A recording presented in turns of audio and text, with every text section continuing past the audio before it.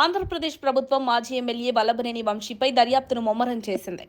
Gannavaram Telugu Desam party కార్యాలయంపై దాడి కేసులో ప్రస్తుతం విజయవాడ జిల్లా జైల్లో ఉన్న వంశీ అక్రమాలపై ప్రత్యేక దర్యాప్తు బృందం ఏర్పాటు చేస్తూ ఆంధ్రప్రదేశ్ ప్రభుత్వం కీలక నిర్ణయం తీసుకుంది.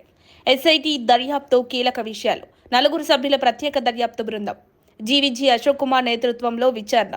ఇసుక అక్రమ తవ్వకాలు, భూకబ్జా, బెదిరింపుల ఆరోపణలపై దర్యాప్తు. ఇక వల్లభనేని వంశీని 10 రోజుల పాటు కస్టడీకి ఇవ్వాలంటూ పోలీసులు పిటిషన్ దాఖలు చేయగా కోర్టు 3 రోజుల కస్టడీకి మాత్రమే అనుమతించింది. ఉదయం 10 గంటల నుంచి సాయంత్రం 5 గంటల వరకు విచారణ, తర్వాత తిరిగి జిల్లా జైలుకు తరలింపు. వల్లభనేని వంశీ చేసిన అభ్యర్థనకు కోర్టు కొంతవరకు సానుకూలంగా స్పందించింది. జైల్లో బెడ్ ఏర్పాటు చేయాలని ఆదేశం, వెస్టర్న్ టాయిలెట్ సదుపాయం కల్పించాలని ఆదేశించింది. అయితే పోలీస్ కస్టడీకి అనుమతి రావడంతో ఈ సౌకర్యాల కల్పన వంశీకి పెద్ద ఊరట కాదని రాజకీయ విశ్లేషకులు చెబుతున్నారు. వల్లభనేని వంశీపై ఉన్న ప్రధాన ఆరోపణలు ఇసుక అక్రమ తవ్వకాలు, భూ కబ్జాలు, భూముల లాభదోపిడీ, స్థానిక సొంతదారులను బెదిరించి భూములు సొంతం చేసుకోవడం, గన్నవరం టీడీపీ కార్యాలయ దాడి కేసులో ప్రధాన నిందితుడు. వల్లభనేని వంశీపై కేసులు తీవ్రతరం కావడంతో ఆయన రాజకీయ భవిష్యత్తుపై ప్రశ్నార్థక పరిస్థితి ఏర్పడింది.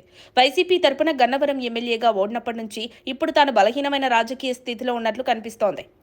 ఎస్ఐటీ దర్యాప్తు వేగంగా పూర్తయితే మరిన్ని చట్టపరమైన చర్యలు ఎదురయ్యే అవకాశం ఉంది. ఈ కేసు రాజకీయంగా తెరపైకి రావడం వల్ల గన్నవరం రాజకీయాల్లో కొత్త మార్పులు వచ్చే అవకాశం ఉంది. వంశీకి ఇలాంటి దర్యాప్తు ఎదురవ్వడం టీడీపీ వర్గాల్లో చర్చనీయాంశంగా మారింది. ఇది కేవలం వంశీకి సంబంధించిందేనా, లేక ఇంకా మరెవరిపై ఇటువంటి చర్యలు తీసుకుంటారా అనే ప్రశ్నలు మిగిలాయి. మొత్తం మీద వల్లభనేని వంశీ కేసు ఏపీ రాజకీయాల్లో కొత్త మలుపు తీసుకోనుంది. ఈ దర్యాప్తు ఎంతవరకు వెళ్తుందో వేచి చూడాలి. మరిన్ని అప్డేట్స్ కోసం మా కాయ్ టీవీని సబ్స్క్రైబ్ చేసుకోండి. మా వీడియో కనుక మీకు నచ్చినట్లయితే లైక్ చేయండి, షేర్ చేయండి. మీ విలువైన అభిప్రాయాలను కామెంట్ బాక్స్లో తెలియజేయండి.